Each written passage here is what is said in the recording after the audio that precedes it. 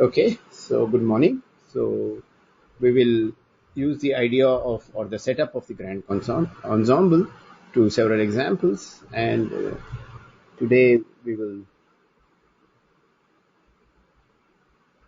study the gas of I- so an ideal gas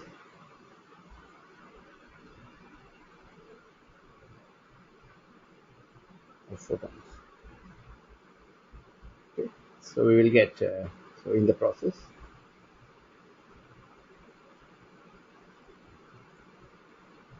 we will derive Planck's formula for the intensity.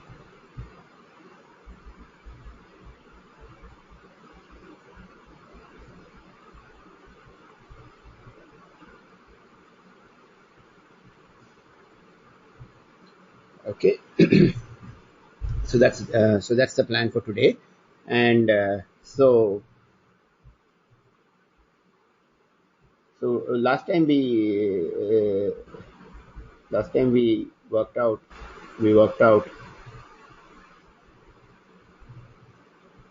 the average occupancy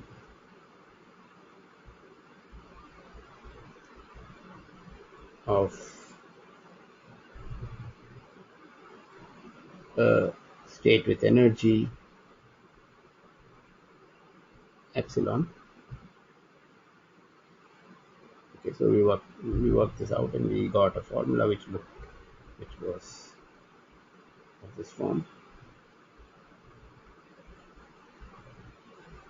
plus a constant, and A was equal to -1 for bosons. Okay, was equal to +1 for fermions, and so actually in this formula, if you set this equal to 0, okay, this is for classical statistics or whatever. By that, what one means is that if you put A equal to 0, you see that n of epsilon is proportional to e power minus beta epsilon, and mu can be absorbed in some normalization. So mu is not relevant. So you just get back whatever you knew from your canonical ensemble story. Okay, so this should be actually expectation value of this, but I'll just use the symbol n of epsilon for that. Okay, so this is what we have, and so we need a little bit to know about what is a photon.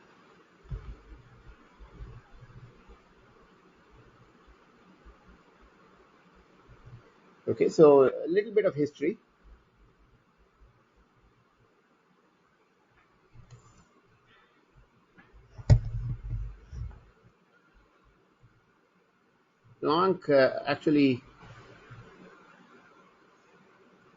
Planck did not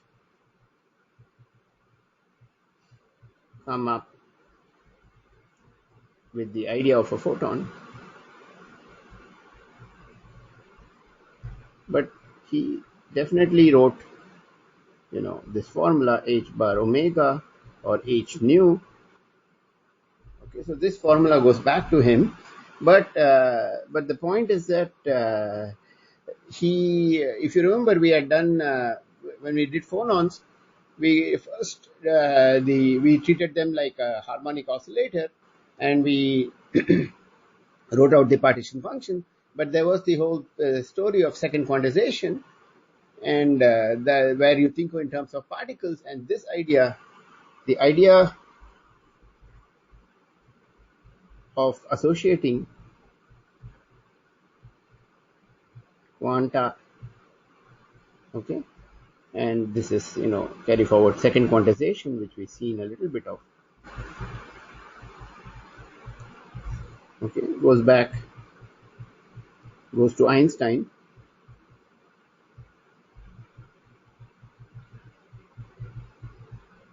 Okay, building on the work of Bose,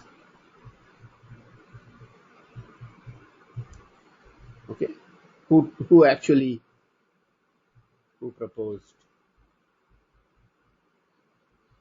photons as the quanta of light.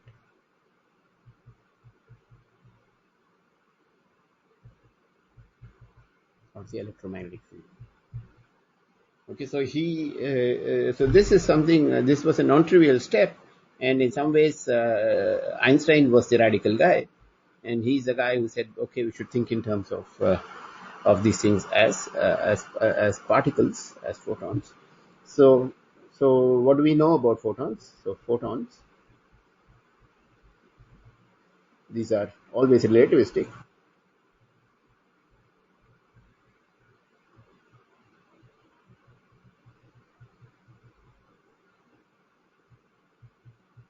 Massless particles. Okay, so if you remember the formula from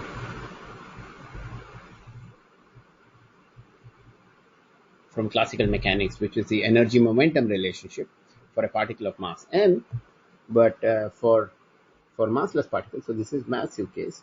We will consider massive case also later, but for massless, you just get E equal to Pc, and then we can go through many things. We can say that, so if you write E, let's use epsilon here. Okay, so this is the dispersion relation.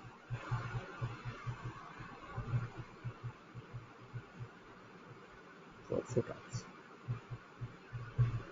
Okay, so dispersion relation is just a fancy word for the energy momentum relation in general.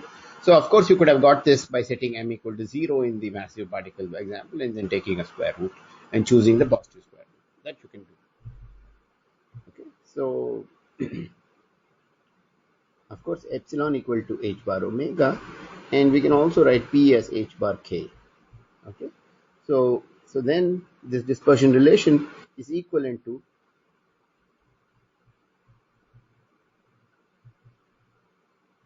omega equal to c times k. Okay, but c here is the speed of light. Have we seen this dispersion relation before? A dispersion relation like this? Where? Okay, but what was the difference? What was c there? Sound. Okay, so there is a parallel, and so okay, this is the first property. The second one is so this is not something massless particles are not characterized by spin, but are characterized by something called helicity. Don't get scared.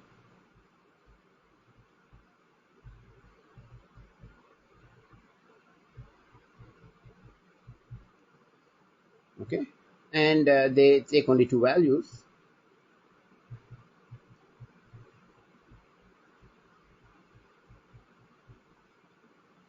Okay, and it will be something like plus or minus L,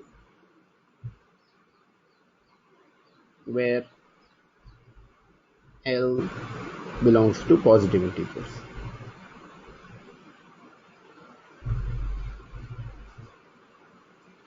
Okay, so that's what it is. And for so photon has helicity plus or minus 1. Okay, so this looks very, very fancy, but we know this in from E and N. You know that electromagnetic waves have two polarizations.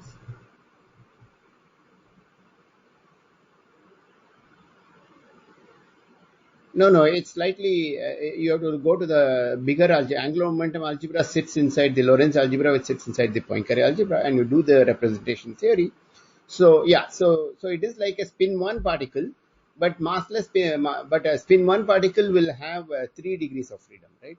3 polarizations and all. But this is massless, it has only 2 polarizations. There's no longitudinal polarization, as you know from electromagnetic theory. Okay, this is just that statement. Technically, you don't say for massless particles, you don't say spin, you say helicity. Classic example would be if there were a particle for gravity, it would be analog of spin 2, but spin 2, according to, if you follow the 2L plus 1 formula, it'll have 5 degrees of freedom, but a graviton again has only 2 helicities, which is plus 1 and plus 2 and minus 2. That's it. Okay, so that is what differentiates them. So the number counting will go off, so it's always 2 for massless particles. There are only 2 analogs of polarization. Okay, so identify, I'm just saying identify polarization with helicity. Okay, so I don't want to define something new, but I just want to put this term in your head that this is the analog of spin for massless particles. Okay, so this is what we have. Okay, so now we are kind of ready. So first thing is another fact is that third aspect of photons is that photons do not interact with each other. This we know from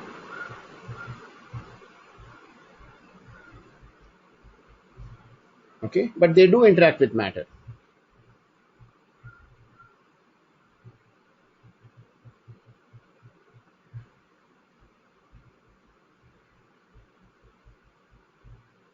Okay, so the problem now, what we had in mind, if you remember, about even if you go to the ideal gas, we put some bunch of particles inside a box, and then after, because of collisions, etc., they will reach some equilibrium, right? That's what we assume. This thing, but if you have photons by themselves, they cannot. Okay, so this implies that photons by themselves cannot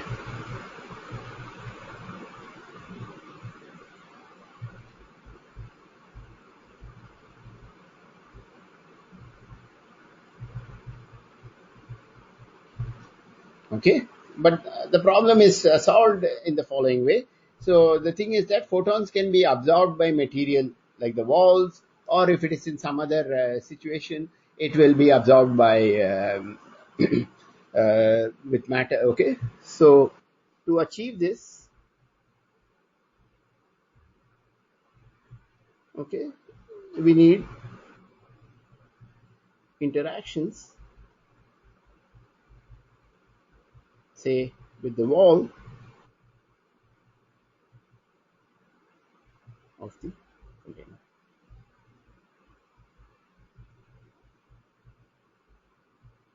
Okay, it need not be really the wall.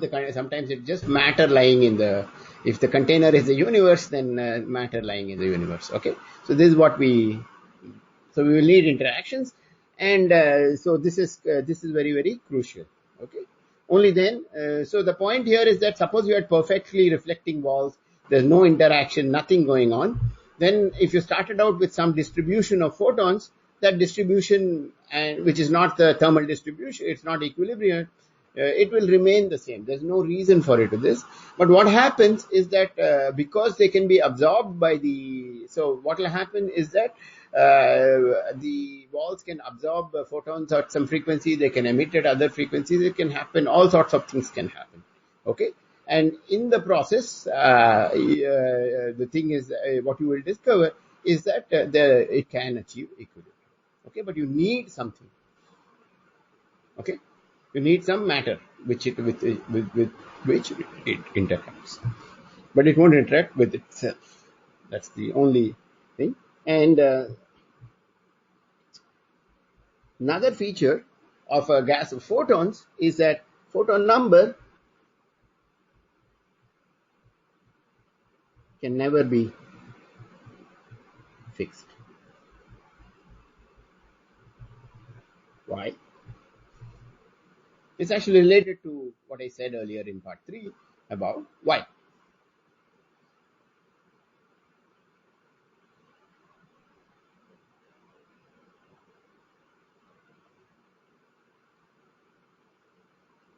Repeat.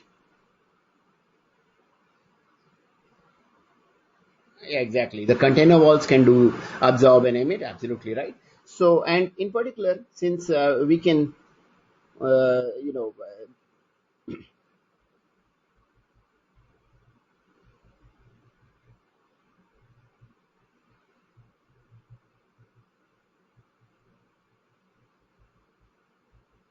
okay, and they were essential to achieve thermal equilibrium. So you can't say, oh, I will do away with the wall. It's a bad thing. No, it's a good thing. Okay, it will do this thing. Further, and also soft photons, that is photons with low frequencies, okay, need very, very little energy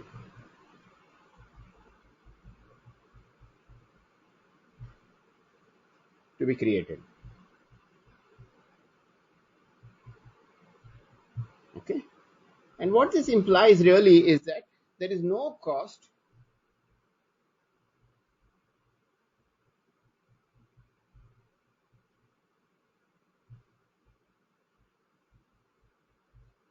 Okay, and this implies, and so the chemical potential is zero.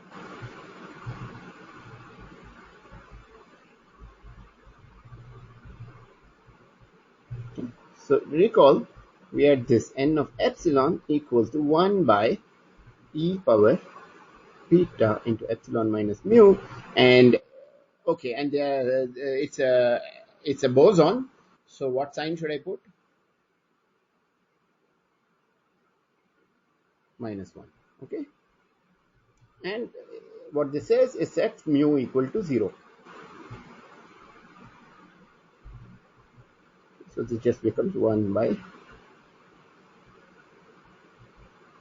Okay, we have seen this occupation number thing. Again, where have we seen this?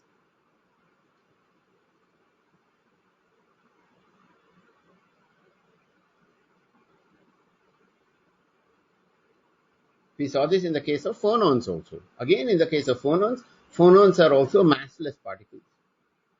They are massless, so it doesn't cost energy to create phonons. And okay, so what this means really is that so the yeah, go ahead.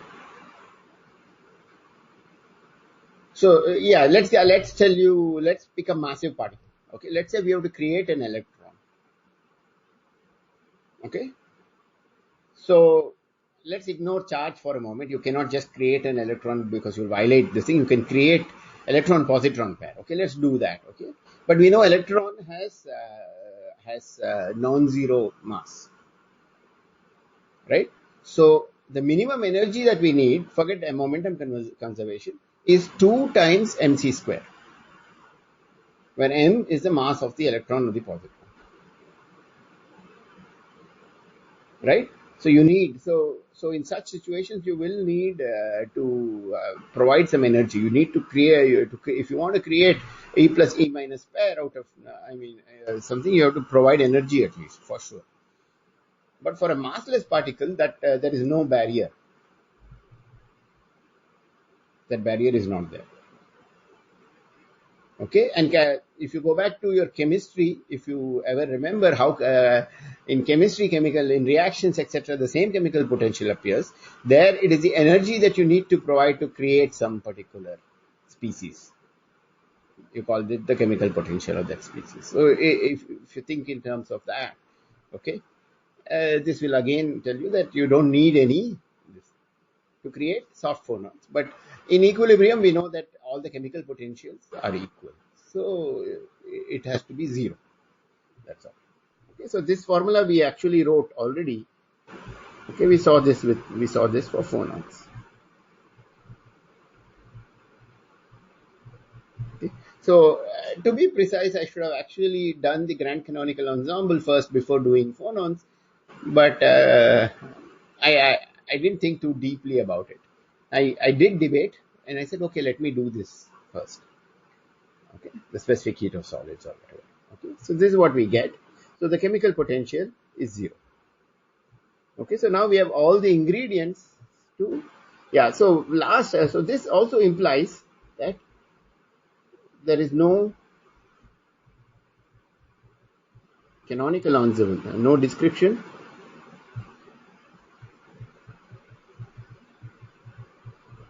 of an ideal gas of photons, okay, using the canonical ensemble.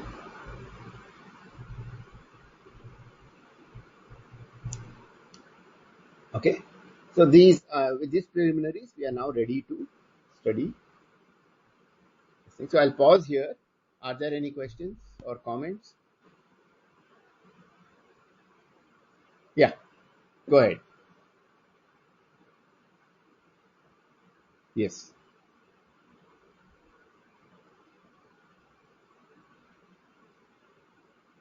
Yeah.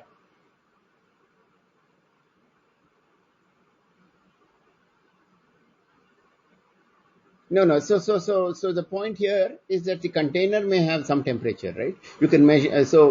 We can go back to the zeroth law, which will say that at thermal equilibrium, the temperature of the container, the walls, and the temperature of the gas will be the same, right? Okay. So actually, this is very crucial. Okay, and so we'll be discussing one particular situation which is truly remarkable. That the one more thing which happens is that suppose we create ideal gas of photons at some temperature, and then we forget about and then we remove all interactions, etc. The plus side of that thing is they will remain in that distribution forever, right? Because there is no way. I said if you start with some distribution, it will remain. So if you achieve the thermal distribution, which we are going to figure out in a moment, it implies that that will hold for all time. Okay, so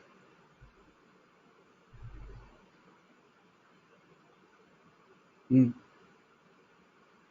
no. Actually, this is a statement from quantum field theory. Yeah, that yeah. They just there is no coupling. So in quantum field theory, what you have is so you will have diagrams. So I'll draw one particular example. So you can have something like this. So this gamma is a photon. This kind of vortex you will have. Okay, so this is the only possible. This is the but E plus E minus. This is matter. Any other you can have proton also. Anything which is charged. Okay. Another way of saying it is that the photon has zero charge. Okay. So photons interact, and this coupling is proportional to the charge with charged particles. Okay. And this is low blow language. Okay, and photons have zero charge.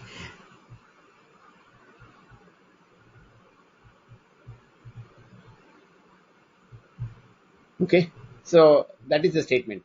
So electric charge is something which we think of measuring, but it's also in quantum field theory, it measures the coupling of the photon to the particles. So, okay, so that's what happens. Okay, so this is a simplistic way of understanding this. Okay, so good. So now, let us compute. So now, so we know n of epsilon is just 1 by e power beta epsilon minus 1, and there are two polarizations.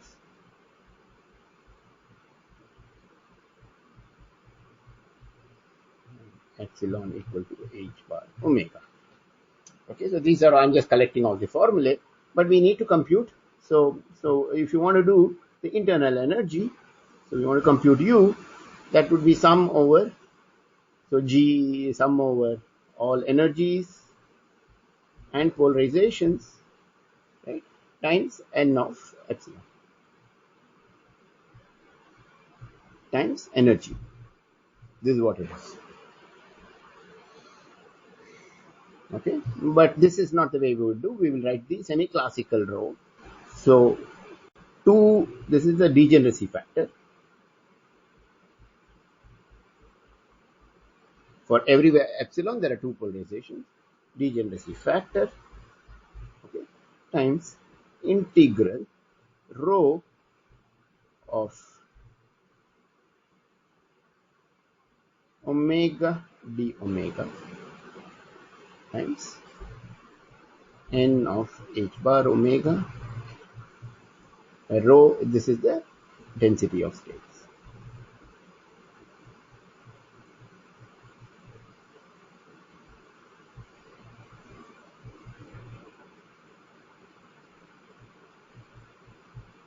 Density of states for a single photon. Okay, so we need to do this computation, but we've actually done this earlier. So we can use the formula. Yeah, go ahead. Hmm.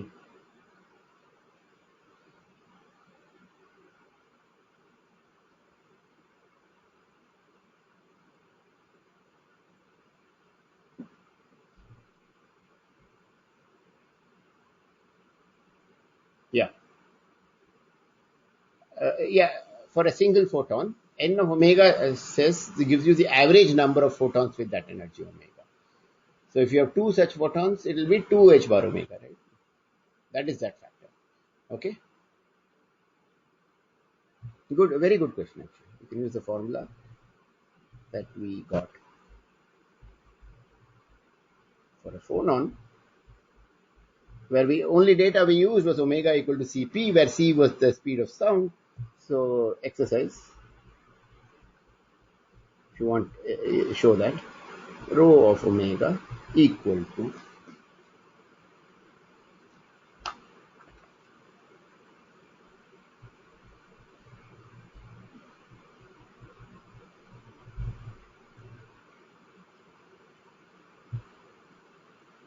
2, 2 pi square C cubed. Okay, this is what we get. Okay, so we can just now go ahead, and now we get a nice simple formula. 2 times integral omega goes from 0 to infinity rho of omega. So let's write d omega into v by 2 pi square c cubed n of this thing. One is e power beta h bar omega minus 1 times h bar omega.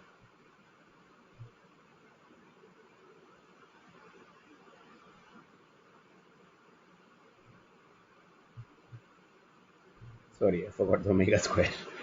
Okay, so this is what we had worked out. So let's just pull out all constant factors, and so we get 2b, oh, even we can cancel the 2 maybe.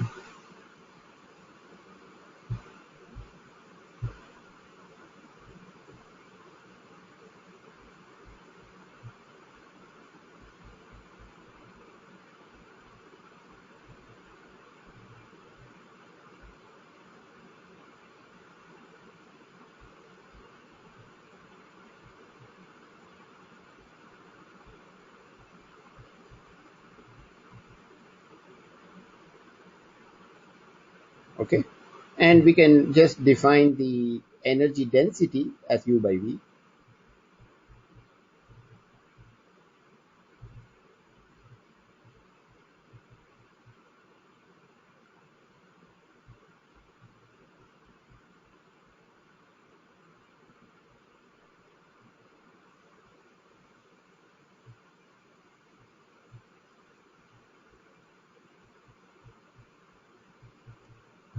Okay, this is what we get, and we can rewrite this. We'll define something.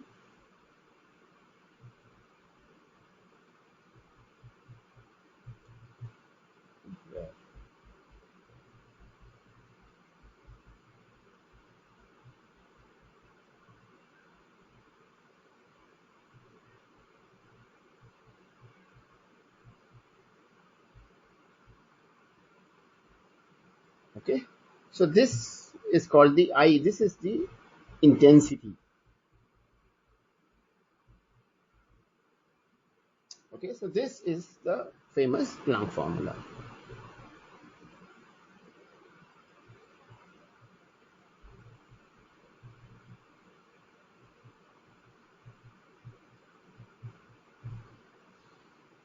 Okay, so this is what Planck derived, and it fits it fits the known data. And so this, you can see, let us look at it for small omega.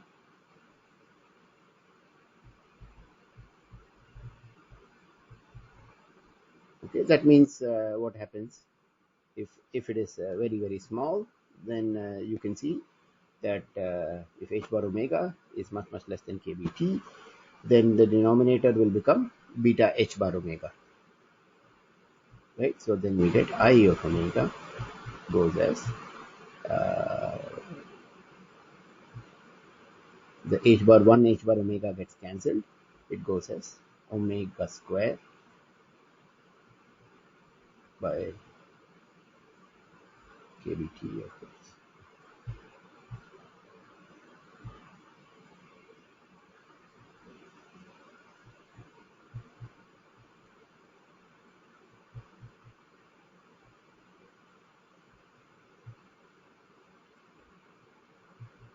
So it grows like omega. It grows like omega square.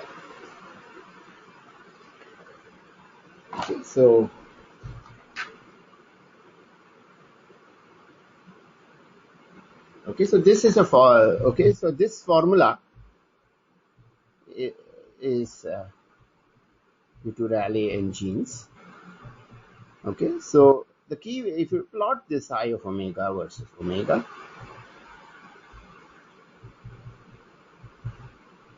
okay, so here it goes like quadratic for fixed t, goes like this. Okay, then it has and if you go for large omega, the exponential will win, and so then it goes up, it peaks somewhere and goes off, and this falls off exponentially to zero. So this is how it looks. But the Rayleigh formula, which is only good out here, it will go and is off. Okay, so it only works. So yellow is Rayleigh-Jeans formula,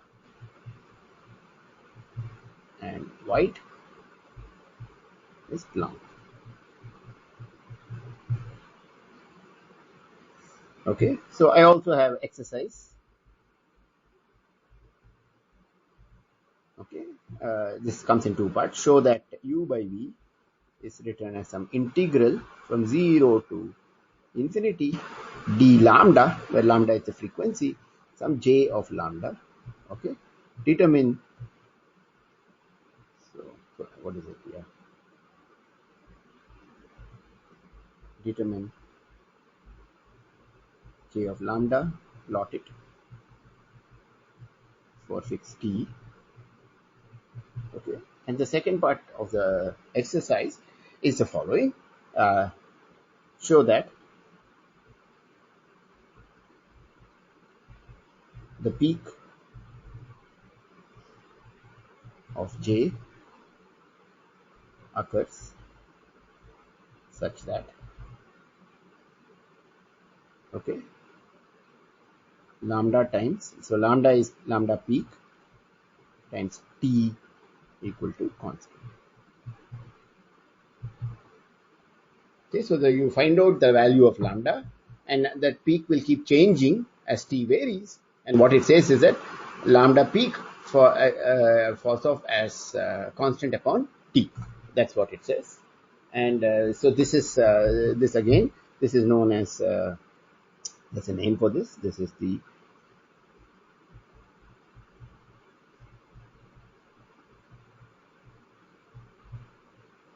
okay. So okay, so now that we have computed several things and this thing, so now there is a story would be incomplete if I did not discuss. Okay, so something called the cosmic microwave background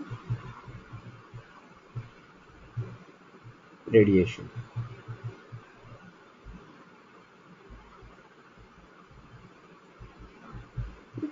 So this was accidentally discovered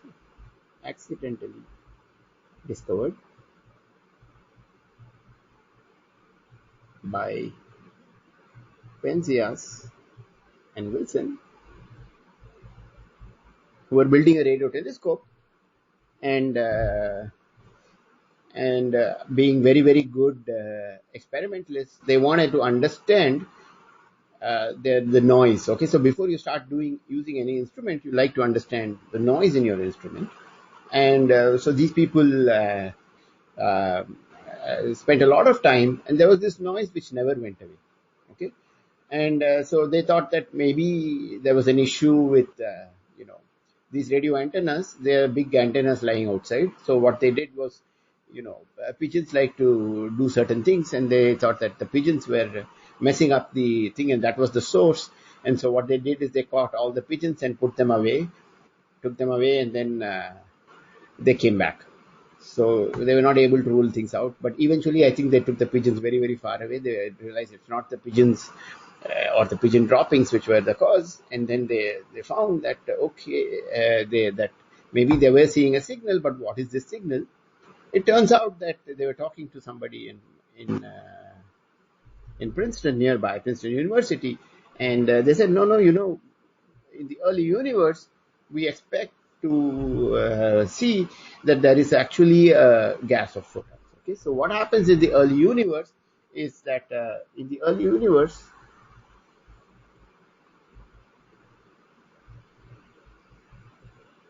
photons interact with matter.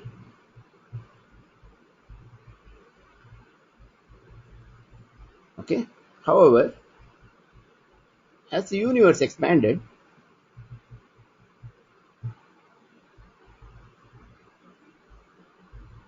these interactions reduce.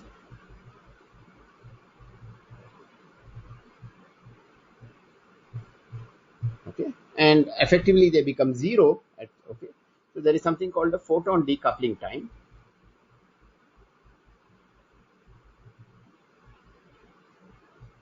This is when photons decouple from matter.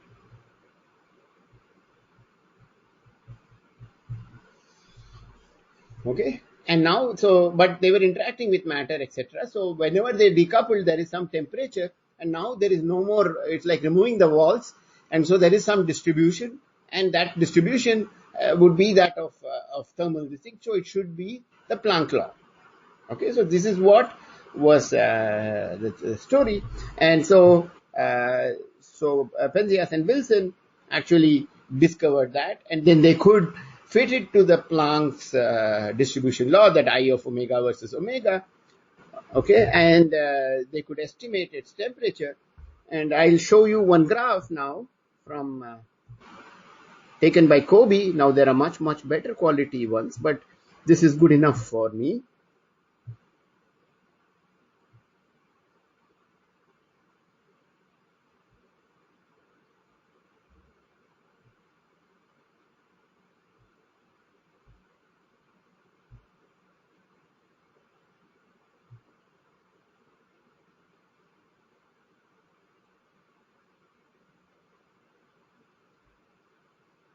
Okay, so can you see this? Okay, so this is the real data from Kobe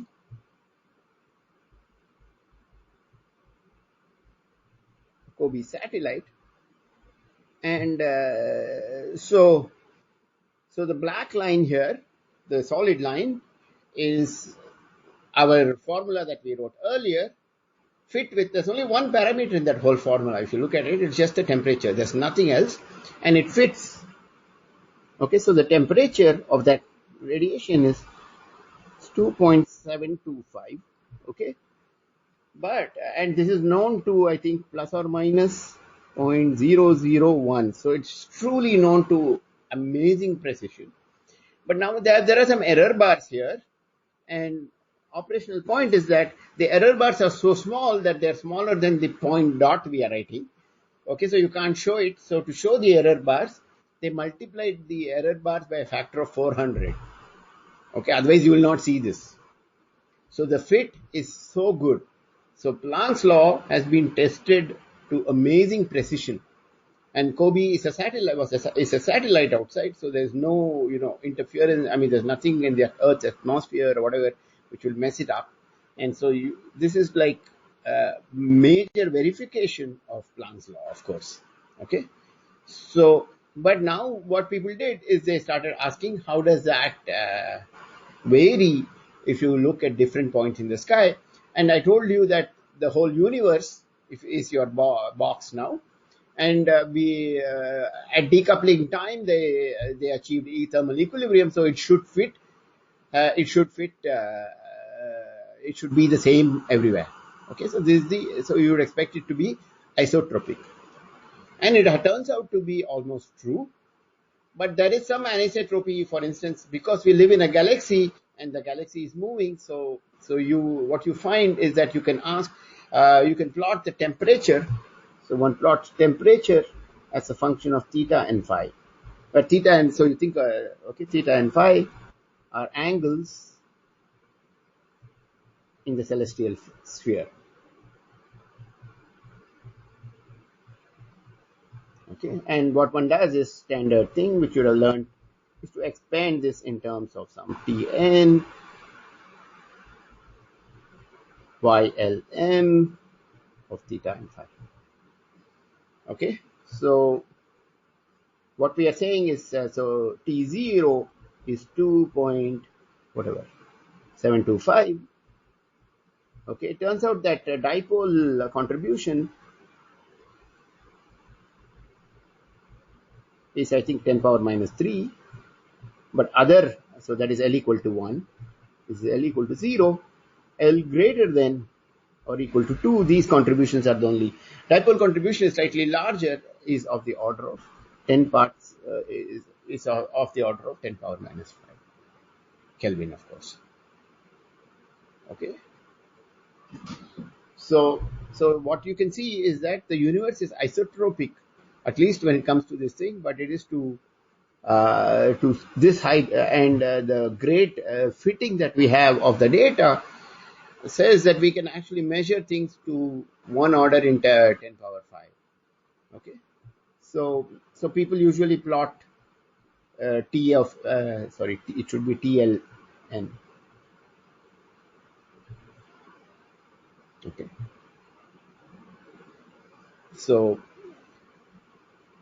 Okay, so this is true validation of Planck's distribution law. Okay, so I think I will stop here, and we can do other calculations. So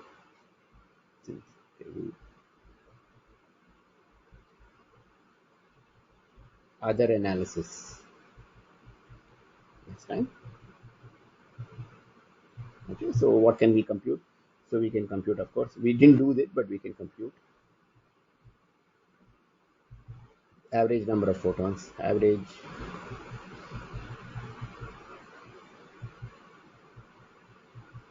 we can measure average pressure,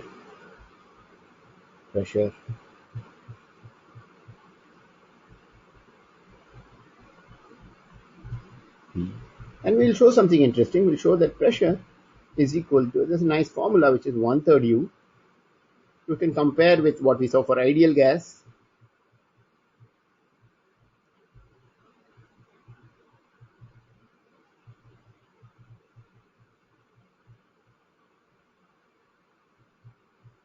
Okay, turns out P equal to 2/3 U holds even for non-relativistic bosons and quantum gases as well. Okay, for massive. But this is 1/3 U. We'll prove this next lecture. So we'll work out these things in the next class. So I'll pause here and for comments, questions, anything.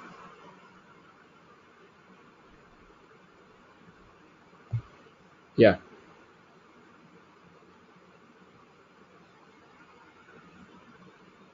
Okay. Yeah. Okay. That I can.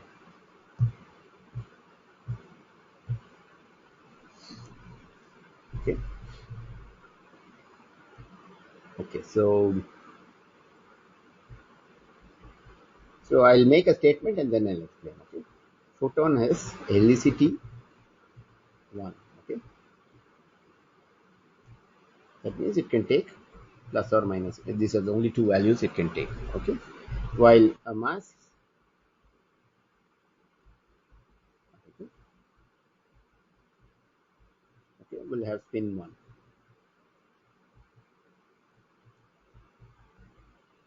Okay. And so m values will be 1, 0, minus 1. So there are 3 possibilities. Okay. And this is, there are 2 possibilities. Okay. So what is, so the, I cannot define helicity for you. That's what I'm saying. That's my problem. So what I'm saying is that proxy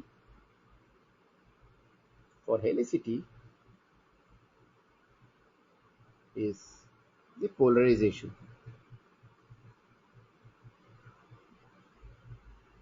the electromagnetic wave. Okay. So what happens is that if you have, if you have a wave propagating with k, this of course from the quanta, this will be identified with something which has momentum h cross k. So this is particle with momentum. And this is wave number.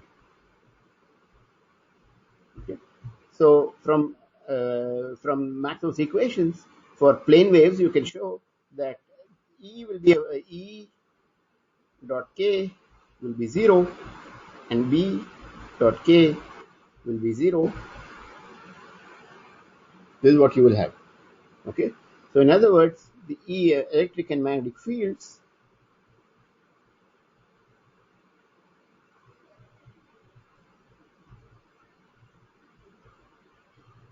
are perpendicular to the direction of propagation.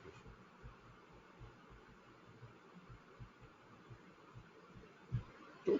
So if there is k, if this is direction of k, there is a plane worth of these guys. Okay. So now let's focus on the electric field. Electric field could be here like this. It could be perpendicular to this, or it can be even at any angle. So if you do linear polarization, so what it says is that there is a two-dimensional basis. There are two possible. So it lies in a vector space of dimension 2. Okay, so these are called the polarization. Okay, so direction in the plane is the same as polarization. Okay, but now you come to the particle story. Okay, in the particle story you will have so you will say that once you give me the direction of the wave, it gives you the momentum, but now there will be the particle will also carry some additional thing, and that is the, okay, so the photon knows about polarization.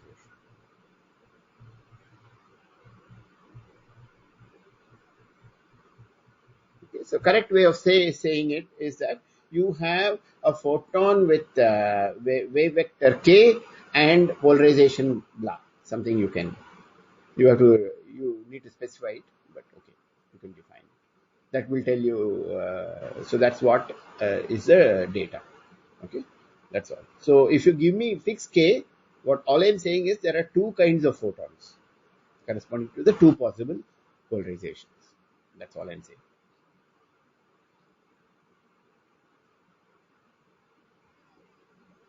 Yeah. But if you have something which is polarization dependent, right? Then you have the answers will depend on the polarization, and instead of writing just two, you have to write how it depends on the polarization. Yeah, correct. Okay. So it's sufficient at your level to understand it as polarization. But if you do some course in quantum field theory or something, you will hear about it, or in the future somewhere. Okay, you will learn about it. Representation theory of the Poincaré group. it will tell you what helicity is and what spin is. Okay, it's a little bit involved. Okay, so let me stop recording.